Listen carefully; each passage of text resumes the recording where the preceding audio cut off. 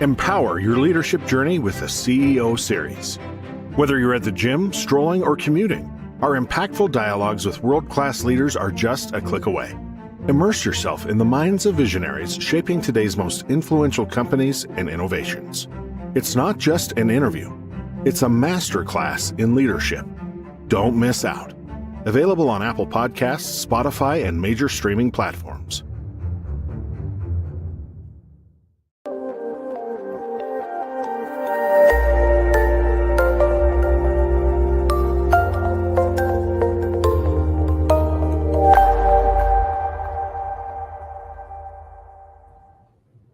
Good morning, good evening, depending upon what part of the world you're in. If it's Friday, it is the CEO Series, where we bring together the most phenomenal leaders from across the globe, and they walk you through their career journey, the bumps, the detours, and they give you everything. It's been called a master class in leadership.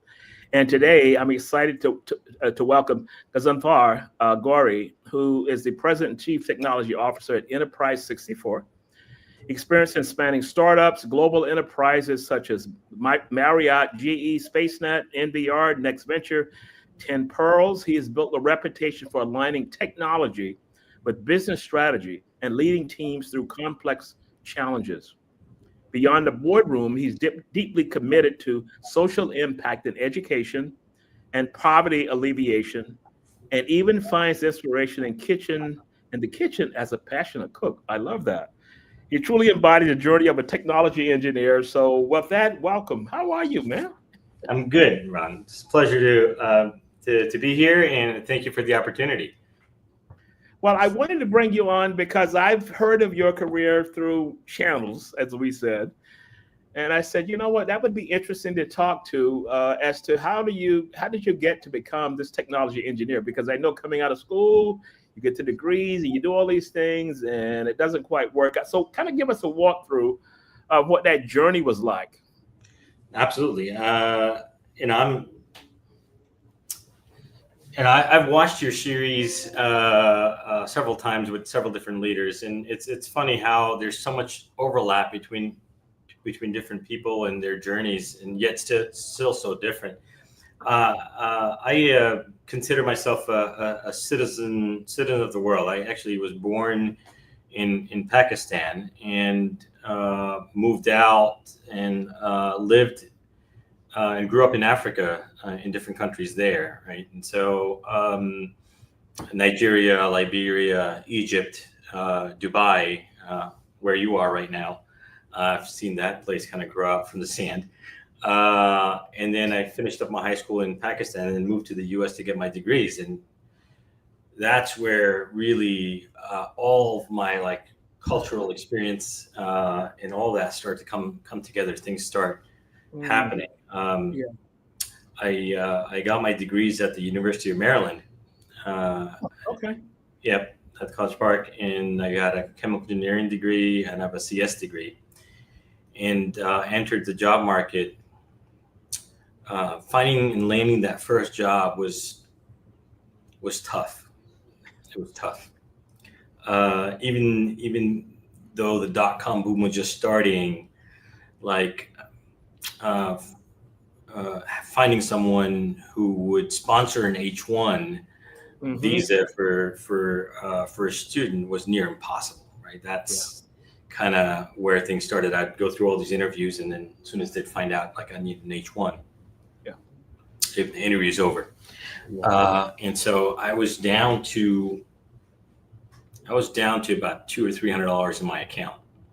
And I'd been working part-time, and then eventually just said, I'm going to try and see if I can focus my energy on finding a job. And I was down to $200-300. And I'm Muslim, and so on Friday I was at Friday prayers, and I threw $3 in my account, and the imam goes, after his sermon, which was all about charity and how God rewards you X-fold and all those things. And at the end of that, he goes, "We're raising money for a new parking lot." And so he started asking for funds, and I'm sitting there, man, the whole sermon was a setup. this was a setup, right? Conspiracy, right? I was like, you went and sold me. You went and sold me that I have to I should invest essentially, and that God would give me an X amount of return, and now you're asking for money. And I was like, sitting there. I was like, I got like $300 in my account, like. And I sat there and I thought about it, and I looked up and I said, God, listen, your guy over here is saying you're going to give me an X return. I have no job. I have like 2 weeks left of runway, and I have $300 in my account. I'll write a check for half. Right? You fulfill your end. And I wrote that check out.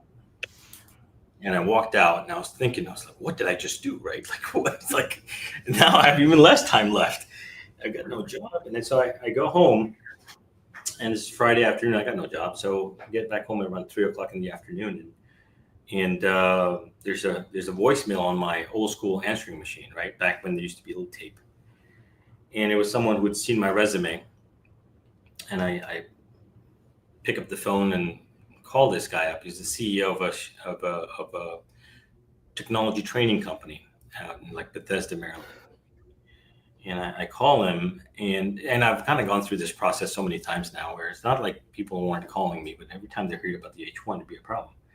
And so he told me he had a company that had about 180 different locations throughout the country doing certifications like MCSE, MCSDs, and things like that, technology certifications. And he wanted to bring it online. And we're talking about 97.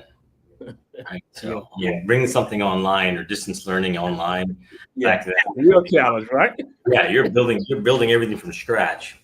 And he's like, "Can you do it?" And I was like, "I'm brand out of college, just out of college, right?" And it's like zero experience. I was like, "I can do it, right? No problem, right? I know everything there is to know about online, because that knowledge is like this much anyway. The internet was born 3 years ago." And so we get down to the part. I'm like, "Hey, this H1?" He's like, "I have no idea what you're talking about." I was like, "Here we go." And I was like, "Listen, you don't need to know anything, right? The only thing you need to know is it's going to cost you about $8,000, right? For the lawyers, that the rest of it, I'll take care of. I'll manage that." And it's like, okay. It's like, how much do you want, like salary wise? And I had my friends who had been graduating from CS degrees, and they were probably earning, $40K a year or $38K a year. I went and said like, "Hey, 50. It's like, just no problem in asking, right? You can always say no. You can always negotiate. Start somewhere." And he says, "All right, start Monday." And I was stunned. And I was like, and I put that phone down, and I was like an hour ago, I wrote that check.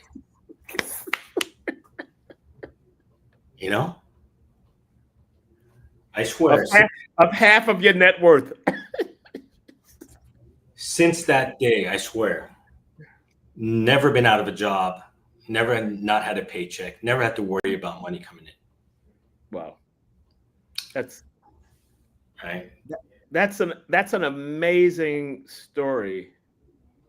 How did you get to 50 if you knew the market was and you said, "I'm just going to ask for 50"? No idea. And you said yes, you didn't negotiate. What's that? I was just sitting there on the phone. I was like, number one, when you said, how much you want, I was already like the H1 discussion had already happened, right? Now I was like, I couldn't even comprehend and compute things at that point. Like, right? So all this thing was swimming through my head, and I was like, I couldn't figure it out. But, I've been blessed. I've been blessed my entire life, I think. I'm grateful for everything, every bit of that journey, the ups and downs and zigs and zags. I look at everything in a positive light. I remind myself every day to look at it in positive light. It's not easy always to look at everything in a positive light, but you remind yourself constantly. And I think that that has grounded me and helps me kind of get through all the kind of zigs and zags and ups and downs. And you look back at your life, and I think almost everyone will say, I wouldn't trade anything. I wouldn't trade anything for anything. Like the ups and downs, I'll take them all, right? When you hear, no, I'm sorry. Go ahead. No, go for it. Ron, go ahead, please. You were saying, Ron, you still there? Okay, We're getting some internet connectivity challenges. Can you hear me? A little lag, folks. Just kind of hang in there. This happens from time to time. If you deal with technology, Zoom calls, you know this happens from time to time. You're back. Interesting Yeah. concept. Once we get back, because the question I want to ask once we get back is that always ask. You asked for 50 and that person came through. So let's see whether this is going to come back up. And I'm so sorry to people listening in. I can hear you just fine. I know it's cutting in and out a little bit, but other than that, can you hear me okay? My internet looks good. We're having a technical problem, and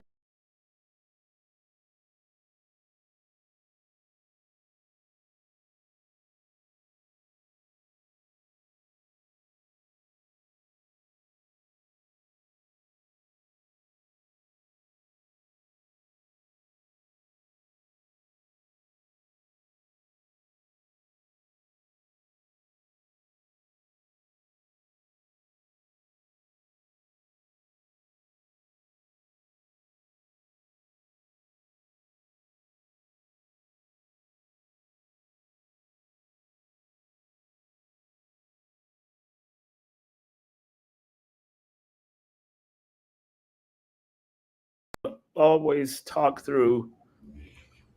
I'm here. Okay, I think we're back. Yeah, technology, so you kind of understand what we're going through now. And I thought I had pretty good connection.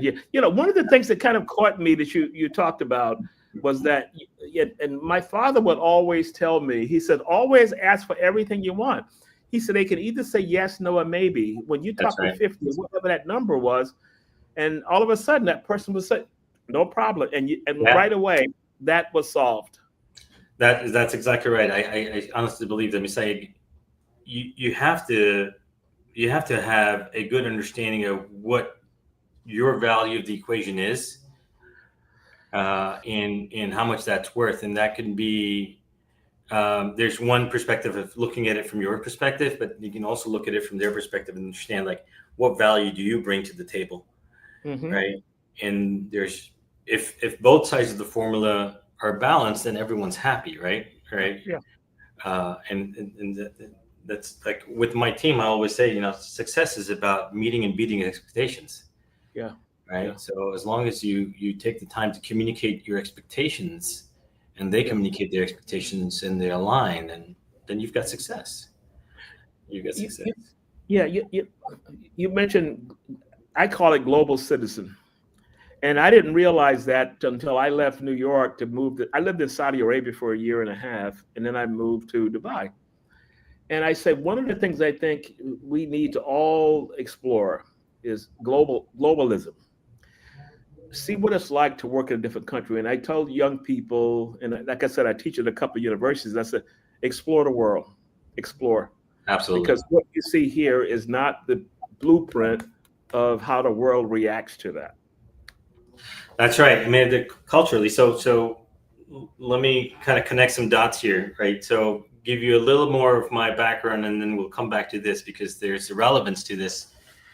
So my first job was with that technology training company, and we worked on a platform, distance learning platform, for about a year before we ran into cash flow issues, and that company went belly up. Yeah. I switched over to Marriott and worked under Shafiq Khan in the e-commerce division. And so MarriottRewards.com and Marriott.com were under my team, and we kind of ran those things. I did that for about a year and a half or so, and then switched over to a satellite company called GE SpaceNet. Mm-hmm. And GE SpaceNet, really the company is SpaceNet, and many different owners over time in that company, right? Sprint used to own them at some point in time. Yeah. GE owned them, then Gilat owned them, and then now I think they're owned by a company called Sage. But essentially, we were doing satellite connectivity over for B2B. So if you've got a Best Buy in the middle of the Mojave or an Exxon in the middle of the Mojave, and you need to run credit card transactions, the only way you have connectivity is through satellite. Yeah. And so that company basically provided that satellite connectivity, Mhm. and we weren't doing anything data related or online or anything. It was all very standard cookie cutter telecommunications providing service. And when I got there,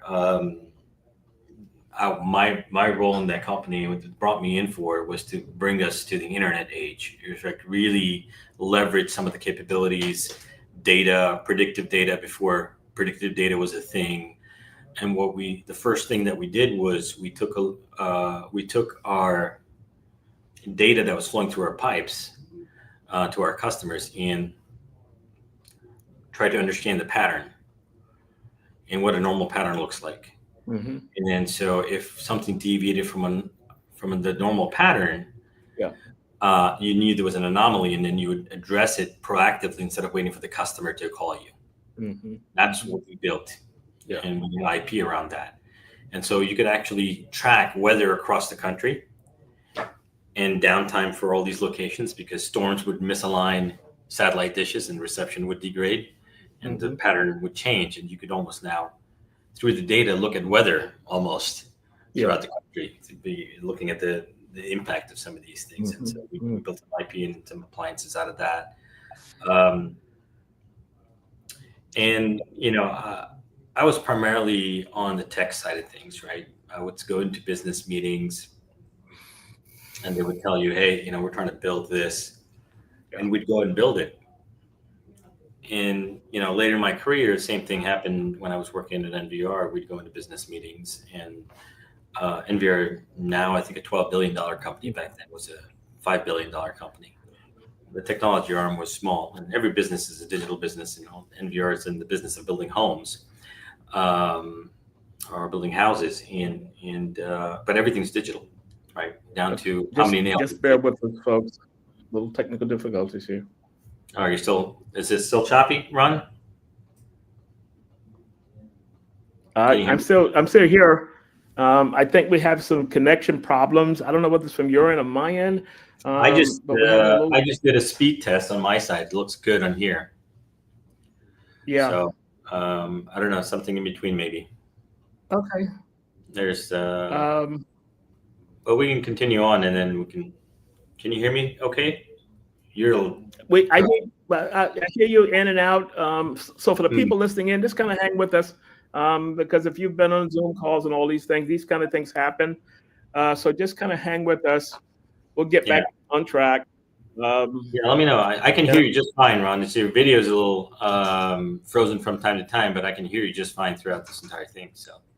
okay, so Ade just told me it's from my side that's having the issues, as it relates to the connection here. So I apologize. I apologize for that. No, no. Um, Always happens. Tech is always fun. It's part of it's part of this digital age, right? The end of connectivity is always okay. an if thing. Um, Here, are you back? I can, Ron. Can you hear me? Okay. I think Hear we you should. clear. Ronald Blake, thank you so much. You say you hear you clear. It's a connection issue, but we're going to come back on it just a bit. We have some time left. We have about 30 minutes left. So we're gonna come back to you in just a bit. Um, our guest today, Ghazanfar Ghori, was talking about his journey to get to technology, and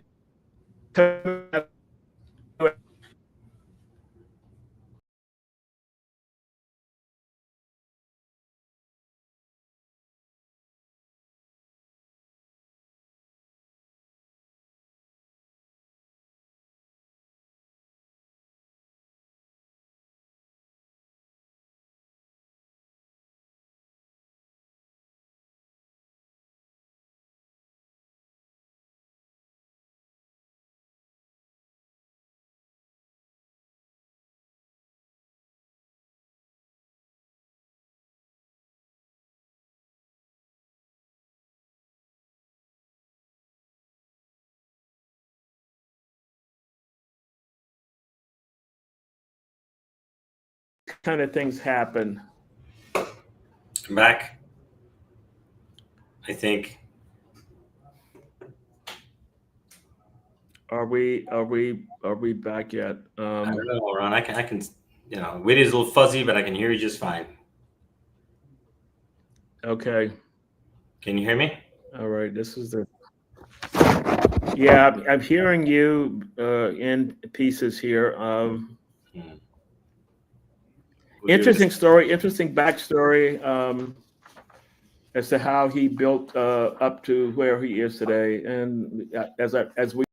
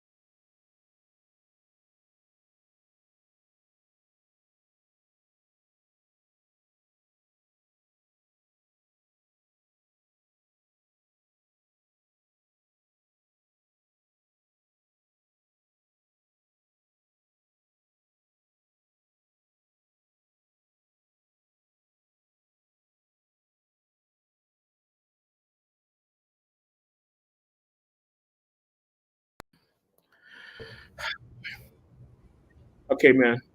We're back.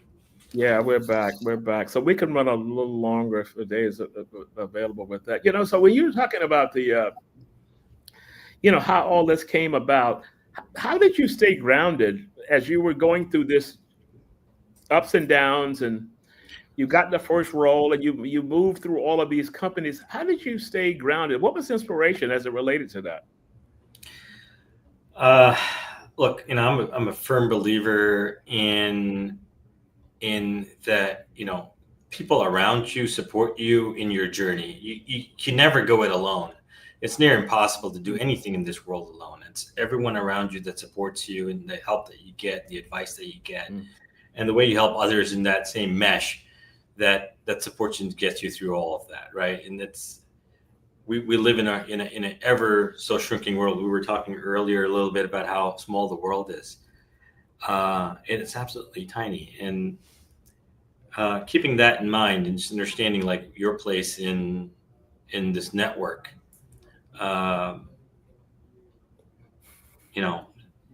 there's helps you kind of stay grounded, right? You realize you're not it. The world doesn't revolve around you. It's you're part of something much bigger, and you play your part, and you do your thing, and you do your best, and things fall where they fall, right? Yeah. It's part of the spiritual upbringing, right? So, like one of my mentors once told me, shared a quote. He's like, "There's three things you have to pay attention to, right? God, your family, and work, in that order. And once in a while, that order may shift, but always make sure it shifts back."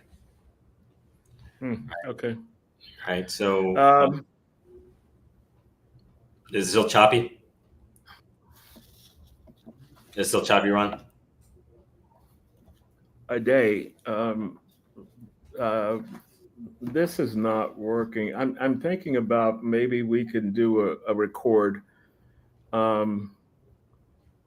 Maybe later today, another day to reschedule this, because there's so many ins and outs, and I really apologize for this technical difficulty, because it keeps coming in and out for some reason. No worries. Yeah, it happens. Yeah, and it's not fair to our listeners. It's not fair to you as a guest. You've set aside time for us to make sure we can make this happen, and the technology side is just not holding up. It's all right. It's the bargain. Ron, let's reschedule this, or we could do a recording at some other point in time and cast it that way.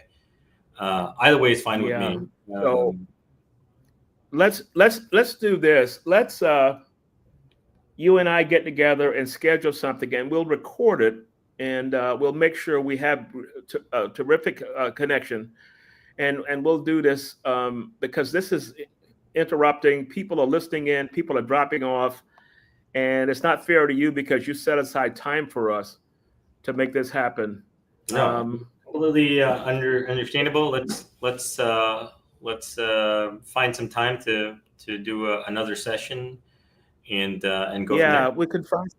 Yeah, we'll send out a kind of a re-invite to this. Ade, can you come in for a second and give us kind of the technical side of it, if you can?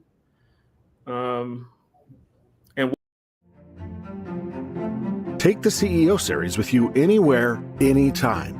All episodes are now available on Apple Podcasts, Spotify, and major streaming platforms. It's not just an interview.